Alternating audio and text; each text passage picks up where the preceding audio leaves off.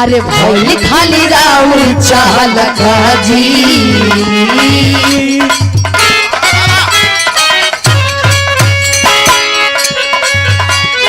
भइल खाली राउर चाल काजी गलियों पर उठल बझल काजी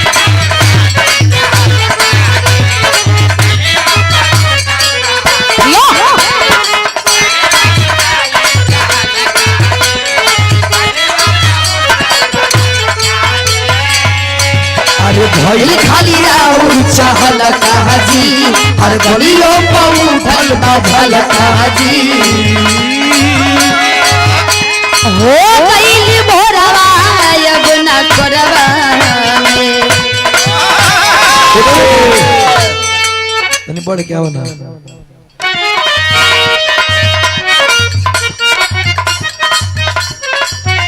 अरे भइल खाली राउर चाहल काजी अरे गलियों पर उठल बझल काजी कहो बोला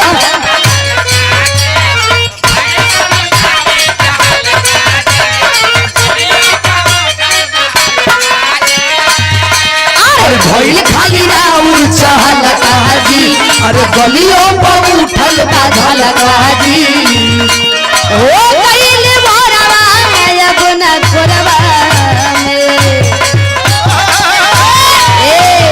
ओ गइल भोरवा अब न करवा में चाहती बोला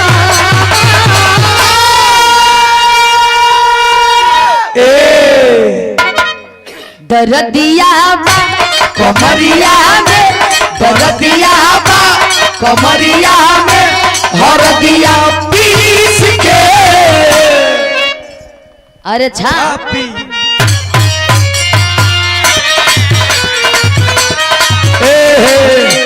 मच्छी काहे के मच्छी इनसे आशीर्वाद सुंदर पुष्पहार के साथ 100 रुपया बहुत बहुत प्रणाम बा कोचा कोचा मारो तरुआ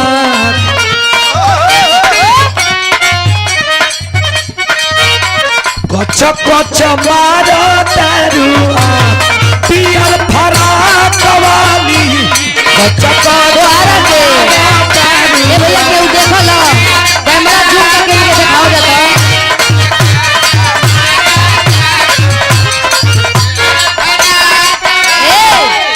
हो गइल भोरवा अब न करवा में आओ आओ आओ हम जानत रही है ना। और ये MDF कंपनी के मलिकार महोदय हमारे बड़े भैया राहुल भैया बड़ा प्यार बड़ा स्नेह मिलेला बहुत बहुत सम्मान भैया के द्वारा आशीर्वाद दे रहे हैं लेकिन दुरुस्त है कोई बात नहीं। ए माय घमय बिरहा कवली में कोते न चल हां तो यो जानत रहला कि जब मसाला मिली तबे चलो कैसे कैसे हो गइल भोरवा अब न करवा में चाहती बोला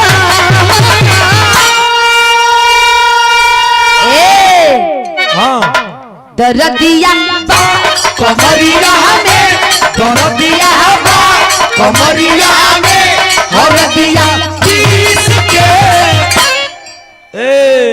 अरे छापी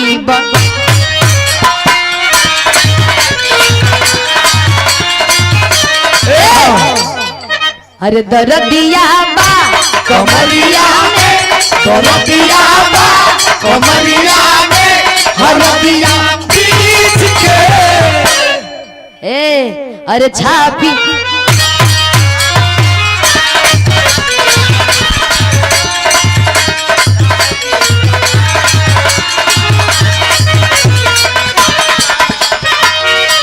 दरदिया बा कमरिया में दरदिया बा कमरिया में हरदिया पीस के अरे छाप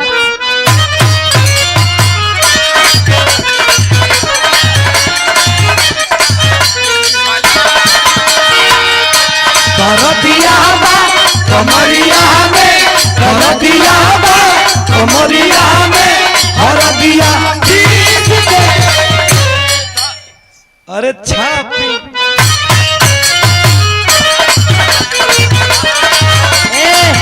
रुका रुका।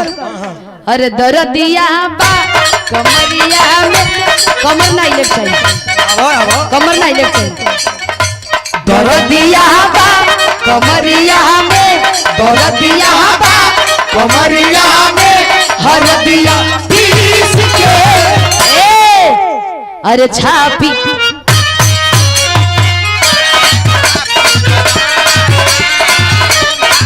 कोडलेस रही तब ना हम कूद जाए।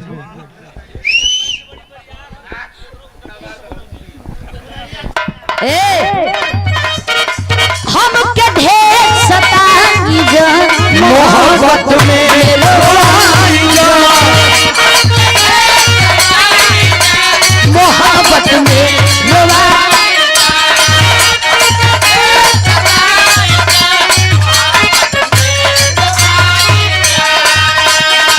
बाहर जाइए बोलो करे जवा से सताइयो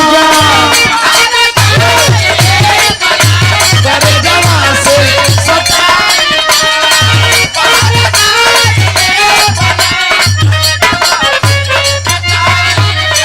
आई देखा MVF कंपनी के मालिक हमारे बड़े भैया राहुल भैया के द्वारा पुनः ये 200 रुपया। असली नाच कहाँ होला? असली नाच कैसे होला? हम के ढेर सताई जान मोहब्बत में रोला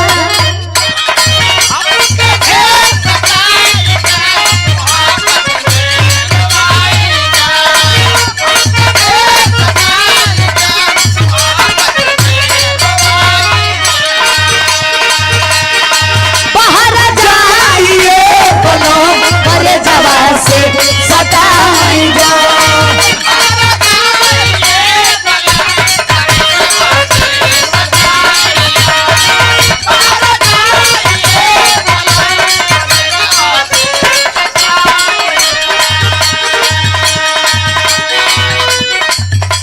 देहिया बगरम थर्मामीटर ले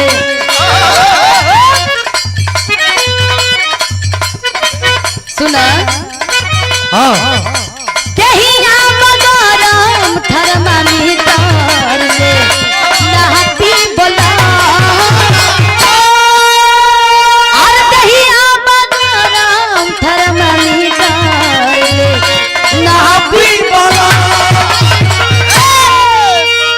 ए हो अरे है दर्द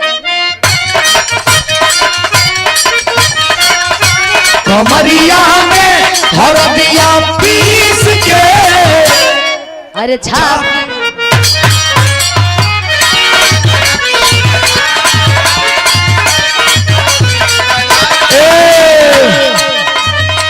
अरे भले शादी क के ले टच नहीं करे रे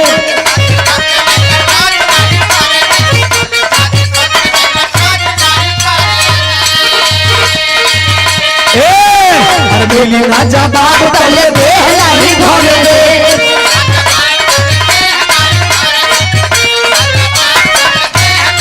अरे भले शादी क के ले टच नहीं करे रे मिली ना जवाब तले बेहला ही घरे रे अरे कितना दिन ले चलईबो ई वारंटी लिख के दो अरे कितना दिन ले चलईबो ई वारंटी लिख के दा कैसे हो तहई कमा ए पप्पू भैया पप्पू भैया ए अरे कितना दिन ले चलईबो ई वारंटी लिख के दो तहई कमा कैसे कैसे ए हाँ। त कमर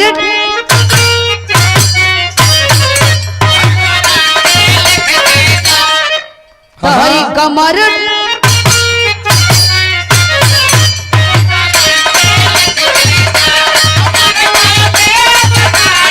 बराबर ई गारंटी अरे कितना दिन ले चलईबो ई वारंटी लिख के दो कितना दिन ले चलइबो ई वारंटी लिख के दा। ए हो आई पैसा आई बा अध्यक्ष साहब जी के द्वारा, आदरणीय पप्पू भैया जी के द्वारा बहुत बहुत प्रणाम बा। त कमर मर मुरा जेबे लगू लहू फेंके एक ग्रेड जन पहले है ना का जानत हुआ कि बहुत हम बड़का राजा है। हाथ तर ब्याह कर का। अरे कमर डाए में ना ना ना ना ना ना आओ तो लय में आओ आओ त कमर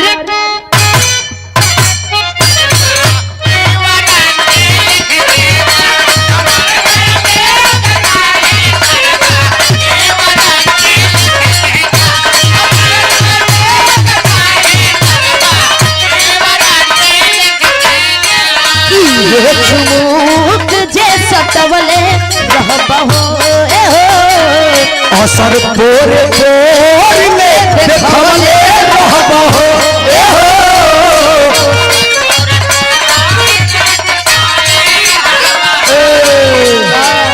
गबड़ा के साइड होई जाइबो हाथ ना आइबो तू होई सिस्टम में कोनो खराबी तो हमके सतइबो तू सिस्टम में कोनो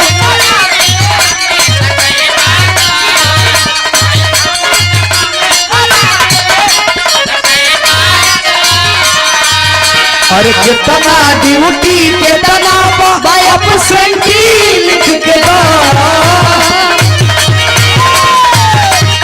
अरे कितना ड्यूटी कितना बायप सेंटी लिख के दा।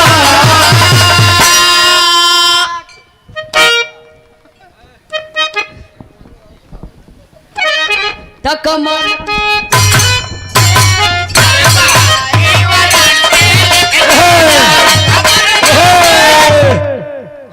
कवन तो जरूर चुरकल बा जाए तो कवन तो जरूर चुरकल बा चुरचुराए तो आए नहीं तुम थटा आवाज जो चुरचुराइल वो वही के तोड़ दे जा बा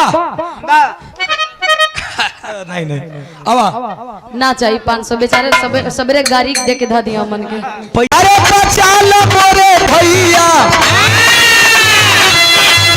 अरे बचा लो मोरे भैया अपन संविधान हो बचा लो मोरे भैया।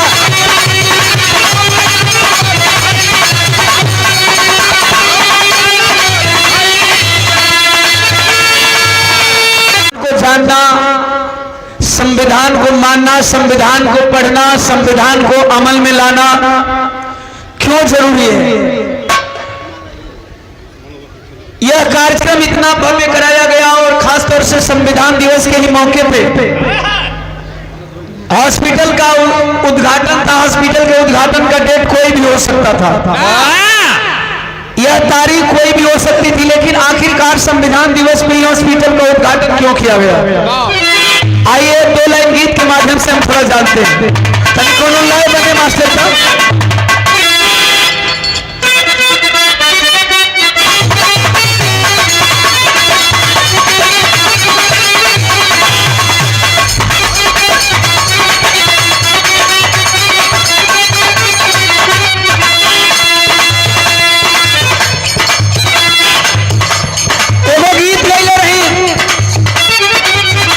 ठीक 4 साल पहले रिलीज भइल 4 साल पहले रिलीज भइल, लेकिन अब भी न पुरान भइल बा न कबो पुरान होई। और फरमाइश मिलल हो हमरे सागल भाई का, अरे बनाओ तनी खैनी है।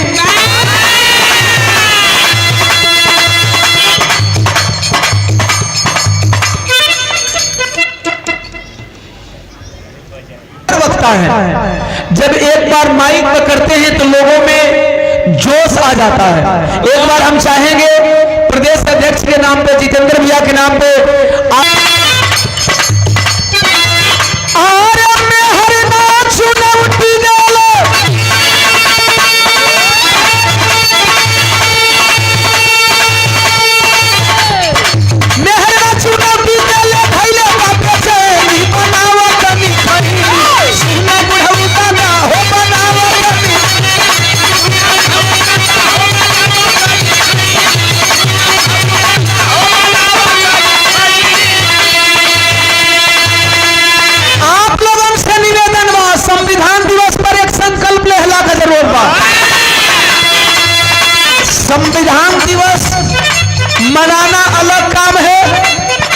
और संविधान दिवस मना करके संकल्प लेना अलग काम है।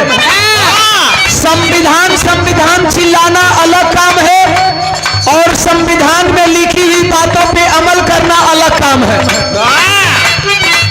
आप कर क्या रहे इसको इस गीत के माध्यम से समझने की जरूरत है। अरे बचा लो मोरे भैया, अरे बचा लो मोरे भैया, अपन संविधान हो बचा लो मोरे भैया।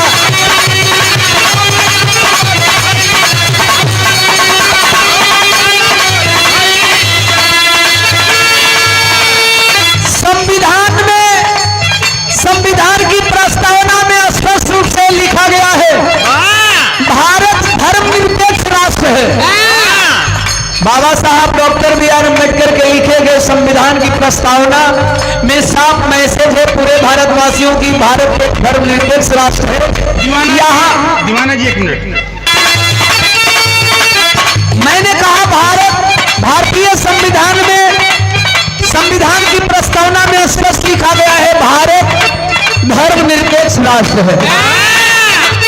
तो फिर एक बात भारतवासियों को चिंतित कर रही है, अरे भारत त्योहार, हाय भारत त्योहार भाई जाता हिंदुस्तान हो बचा लो मोरे भैया, अपन संविधान हो बचा लो मोरे भैया।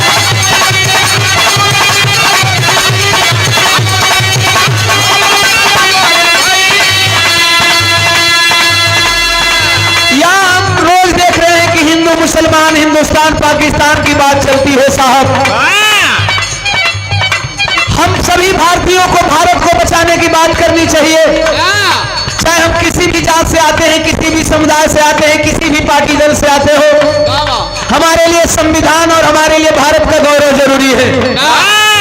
भारत के हित की रक्षा की बात होनी चाहिए, भारत के इस आवाम की बात होनी चाहिए, भारत के हर भारतीय के हित की बात होनी चाहिए।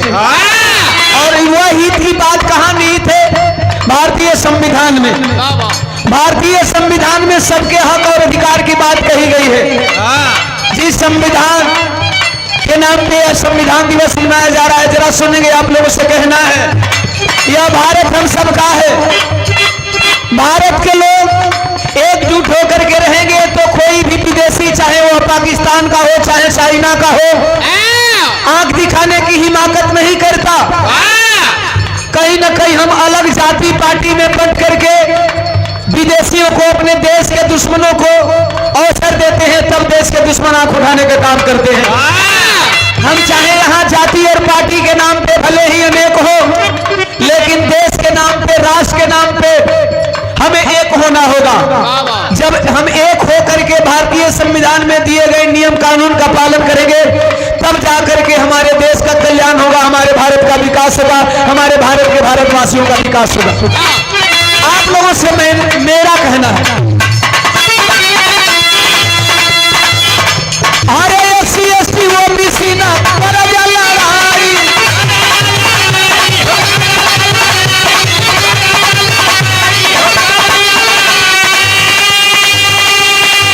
कोई SC के नाम पे बचा हुआ है, कोई ST के नाम पे बचा हुआ है, कोई दलित के नाम पे बचा हुआ है, कोई महादलित के नाम पे बचा हुआ है, कोई अपर क्लास के नाम पे बचा हुआ है, कोई मिडिल क्लास के नाम पे बचा हुआ है। हम भारतीय हैं, हमको भारतीय बन के रहना होगा। हम भारत के लोग हैं। इस upper caste, middle caste, SC ST OBC, Dalit, पिछड़ा, बैकवर्ड के नाम पे हम लड़ करके कहीं ना कहीं दुश्मन देशों को मजबूत बनाते हैं। इसलिए हमें इससे ऊपर उठ करके अपने भारतीय संविधान की रक्षा करनी होगी, जिस संविधान में सबका हक और अधिकार, सबके हक और अधिकार की बात कही गई है। इसलिए ओम प्रकाश दीवाना की लाइन में आप लोगों से अपील करना चाहेगा, अरे SC ST OBC ना कर लड़ाई,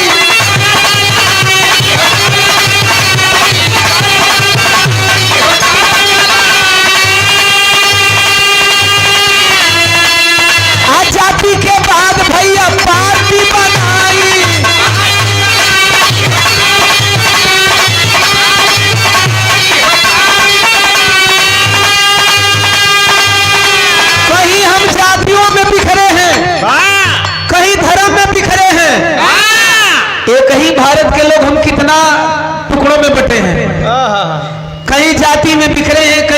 बिखरे हैं, कहीं अगड़ा पिछड़ा में बिखरे हैं, कभी कहीं दलित महादलित में बिखरे हैं। आखिर क्यों? हम भारतीय हैं और इसका फायदा कभी कभी कौन उठा लेता है? जब गावे के रही तेहने हाथ दिले, बजावे के रही तो तोहरा के हाथ में देते। इसका फायदा कभी कभी बगल का पड़ोसी मुल्क उठाता है। इसलिए आप लोगों को एक होकर के रहना है। ये लाइन इस पड़ोसी मुल्क के लोगों के लिए है। हम आप लड़ते हैं तो क्या नुकसान सहना पड़ता है? आए हुए तमाम अवाम, दिल्ली के लड़ाई में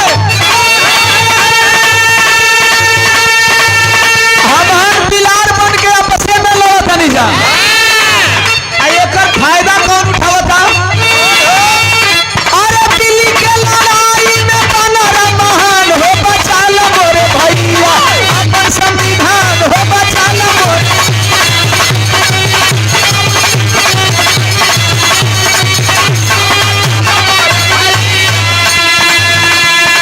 हाई लाइन सुन लो। यह मन इतना बढ़िया पहन के इतना बढ़िया व्यवस्था पर बैठल बने जा।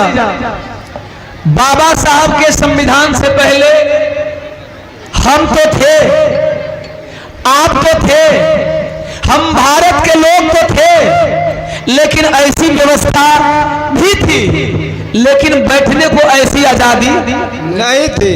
सब कुछ था आपके पास, लेकिन उसका प्रयोग करने का अधिकार और आपको आजादी नहीं थी।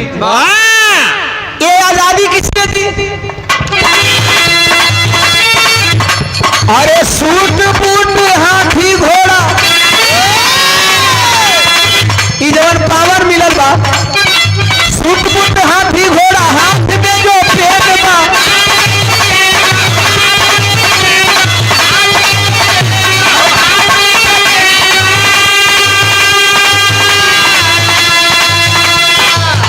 अरे पीएम सीएम पीएम संविधान में कबोलवा।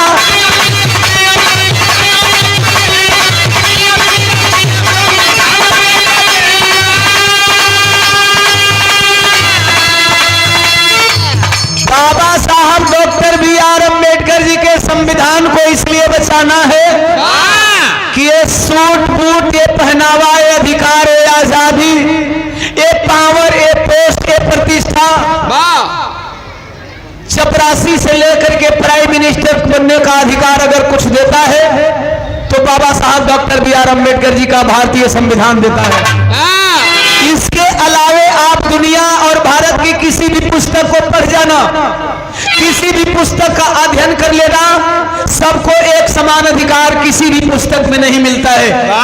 कुछ न कुछ भेदभाव बाकी पुस्तकों में मिलेगा, लेकिन भारतीय संविधान में सबको पावर मिलता है। इसलिए ओम प्रकाश दीवाना कहता है, मंच के माध्यम से सम्मान है पार्वती महिला। अच्छा,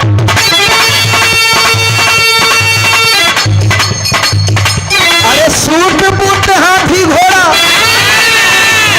चलिए के भैया बड़ा डाउन बना दो भैया। अरे सूट बूट हाथी घोड़ा, हाथ में जो पेज बा,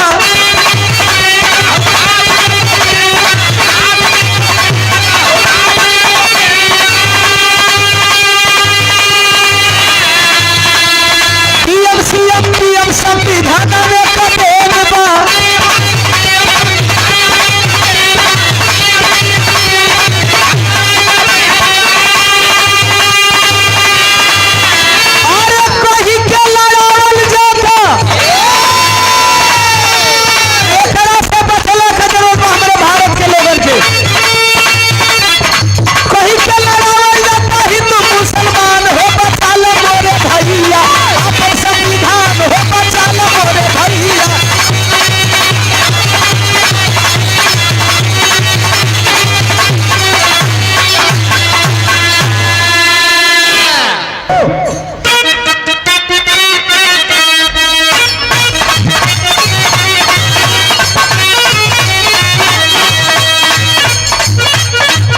सम्मानीय डॉक्टर साहब और सम्मानीय मंच का संचालन कर रहे संचालक महोदय, आज आप संघर्षशील हैं, संघर्ष करने के आदी हैं। विद्यालय की समंदर में जैसे लग रहा था कि अब विद्यालय बन रही है, लेकिन साहब यही होता है जब हम शुरू करते हैं तो लगता है कि कुछ नहीं है वहां।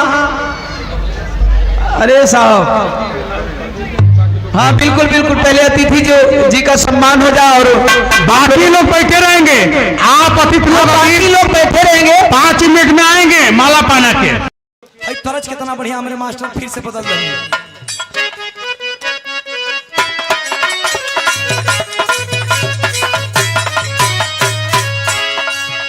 लड़किया कहे के यही खातिर बोले बड़ा कि तू अपना घरे ठीक रह, हमारा शरीर ऐसा ही रहे कि ना, एक कुछ बात हो रहा पर से सबूत का कहे। अरे भले शादी क के लैला टच नहीं करे दे,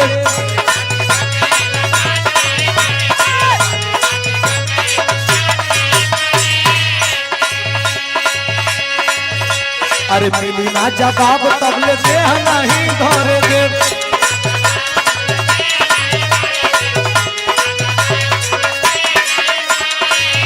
ए लक्ष्मी, अरे केतना दिन ले चलैबा ई वारंटी लिख के दा, अरे केतना दिन ले चलैबा ई वारंटी लिख के दा।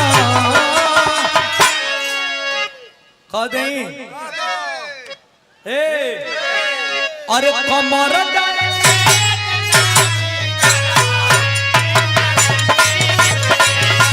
कमर डैमेज नहीं कर गई गारंटी लिख के।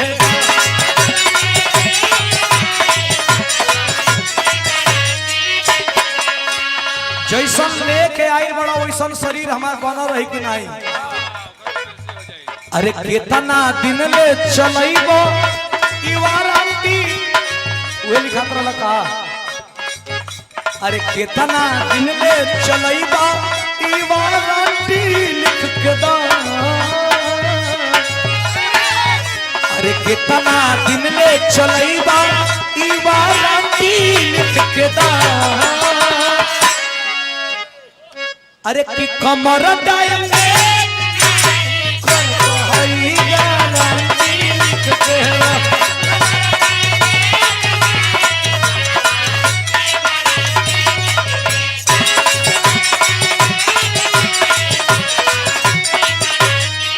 एक लाइन और लड़की कहे, एक लाइन और लड़की बड़ा तगड़ा बात कर दिया। इहे नु चुमुक जे सटैले बाहो ए हो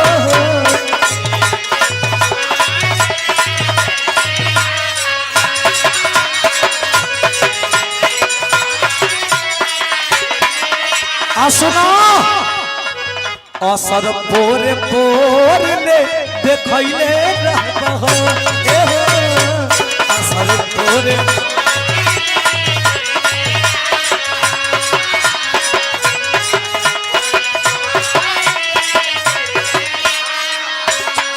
और अंशु यादव ग्राम प्रधान पकड़ी लाला, ये पुरस्कार शानदार 100 रुपया कोट कोट प्रणाम, बहुत बहुत दिल से धन्यवाद, आशीर्वाद का कामना हो। लड़की कहत दिया कपड़ा के साइड होई जइबो हाथ लइबो तू, होई सिस्टम में कोनो खराबी तो हमके सतइबो तू।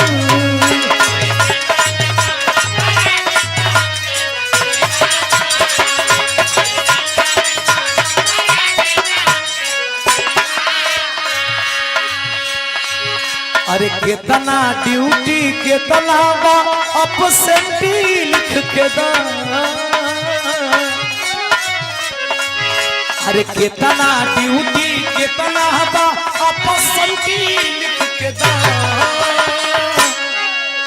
अरे कमर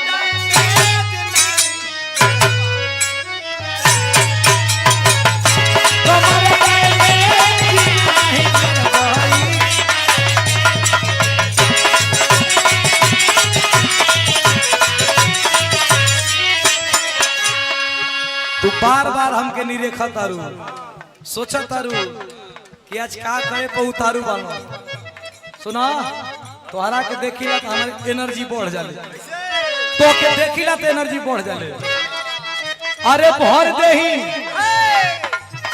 अरे भर देही सोनावा के सेट चाही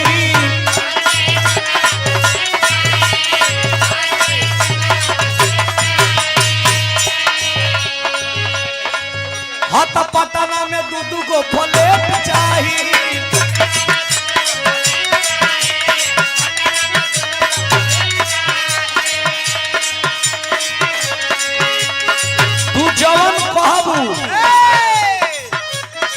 तू जवन कहबू हम उहे करब एक करे जा तोरा खर्चा से हम भागल तोरा खर्चा से भागल ना आ सुना हमार दिल तोड़े को कोशिश मत करी हम संतोष पागल अरे भर दे ही सोना के सेट चाही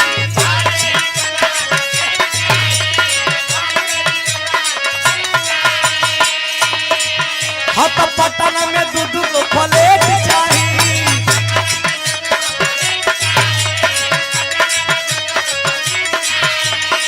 लड़का कहे सुना अरे बन बुझे ढेर उड़बाज हो चिराई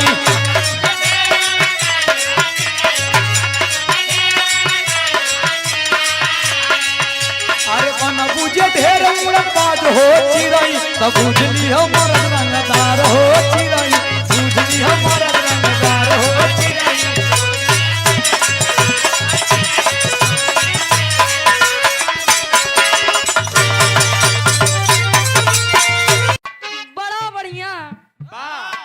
माई के वंदना बाबू के वंदना अच्छा 5G का था नेटवर्क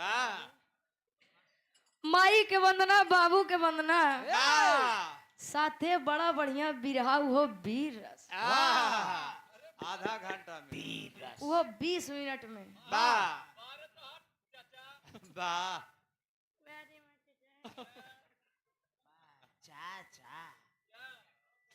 भैया हो अबे चाचा जी बताओ भाई की रुचि बोला ही सीखा बोला ही जनबू तब आए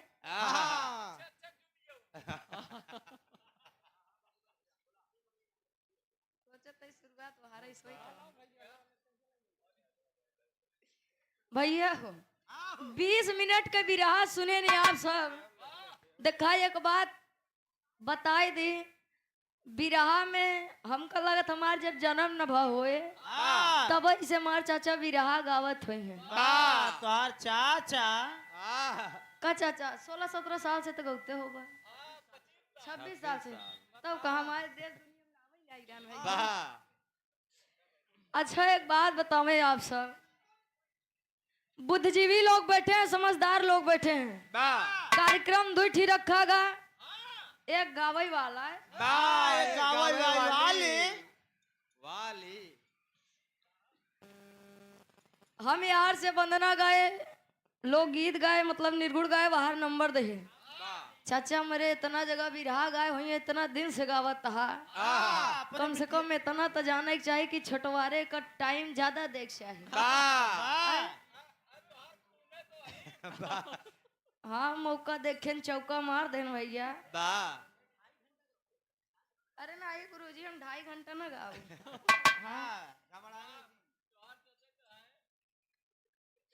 और कहन के मस्जिद में जावे तब प्रभु के दर्शन मिले तो मस्जिद में कौन मूर्ति रहा भैया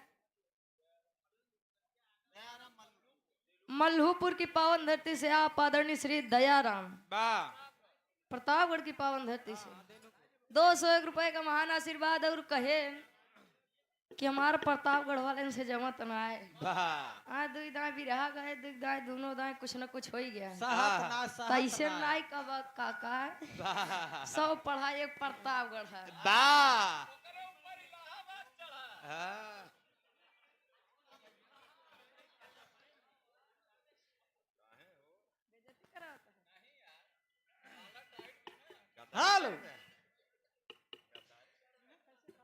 मस्जिद में कोनो मूर्ति नहीं होत। बा वहाँ लोग दुआ करे जाते हैं, इबादत करे जाते हैं। बाबा वहाँ दर्शन दीदार केहू को नहीं होत भैया हो।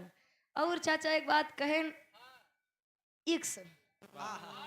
इक्स ना काका इश्क होत है। बा हाँ साइंस साइड इंटर है काका तो आ रहा है तो बेइज्जती जी खराब कहन प्यार के कैसी करत है सब अपने मतलब से। हाँ बा प्यार न हो तो काका यहाँ भी रहा उते प्यार न होता है।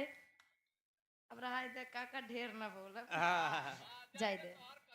हाँ 4 से हो गया काका तो हरब जाए दे। त्यावा या हरस तो नहीं बजा ले भैया। हाँ यावा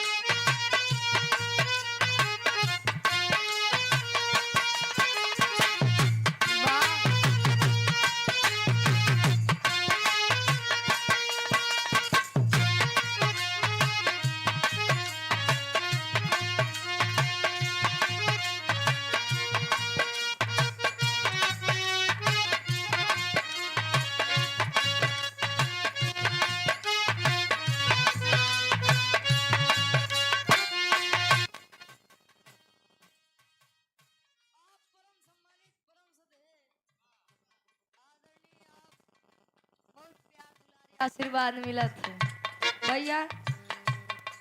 आप कवि जी आदरणीय श्री अमलेंदु आवारा जी बाबा गुरु जी बैठा है। एक बात चाचा कहन कि अब बड़कैन के बिरहा सुन के बा अब छोटकैन पे आई गए भैया। जहाँ तक जब से हमारे गुरु जी से परिचय भा, जब से जाना तो ही बा हमका ये लागत है कि गुरु जी वही सपोर्ट करत थे, वही का आगे बढ़ावे कोशिश करत थे जकरे अंदर कुछ बने के इच्छा बा, बाबा तलब बा। बड़ा प्यार दुलारी आशीर्वाद गुरु जी से मिलत है। आशीर्वाद के चाह रही कि हम बच्चे अपनी कला में कामयाब रहे। बा बड़ी बढ़िया गीत का संकेत करते हैं। ए भैया तनी का बढ़ा देता भाई। हेलो हेलो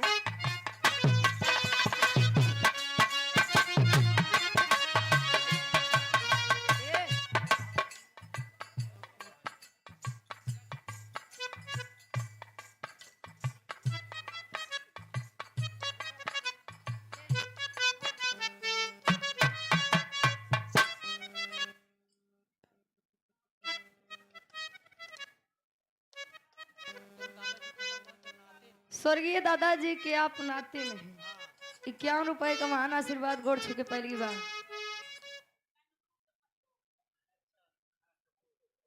वाह भैया स्वर्गीय दादा आप आदरणीय ननकू राम जी के आप पतो है। बा चाहे जौन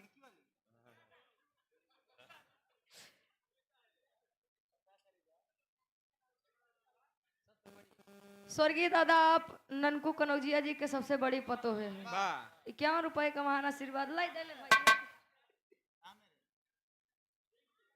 अच्छा सर की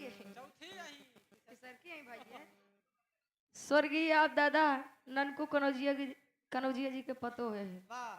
51 रुपए का महान आशीर्वाद स्वर्गीय दादा के आप नाते हैं। स्वर्गीय दादा के आप नाते सपना अर्चना हो गया। सपना अर्चना दोनों जने ही भाई। 51 रुपए का महान आशीर्वाद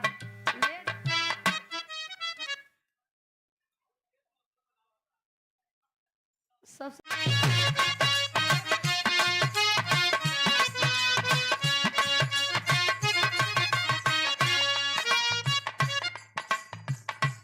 ऐसन रूपवा सजावल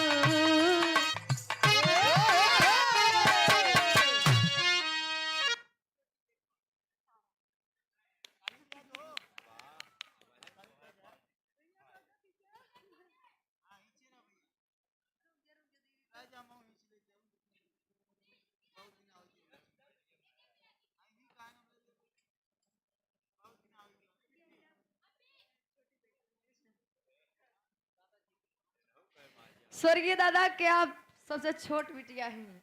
ये दीदी जी के द्वारा 101 रुपए का महान आशीर्वाद सुंदर पुष्प पंखुड़ियों में गुथा हुआ हार।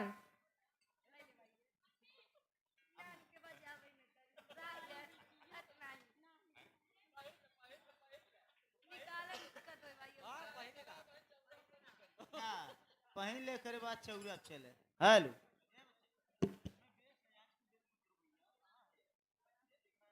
आप बड़ी बिटिया हैं। हेलो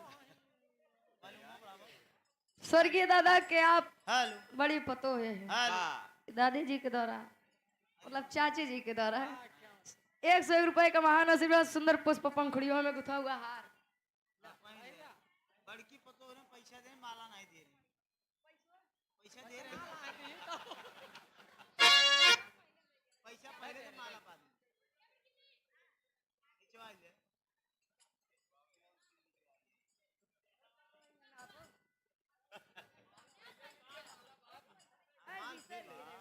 फिर से माल ले ले।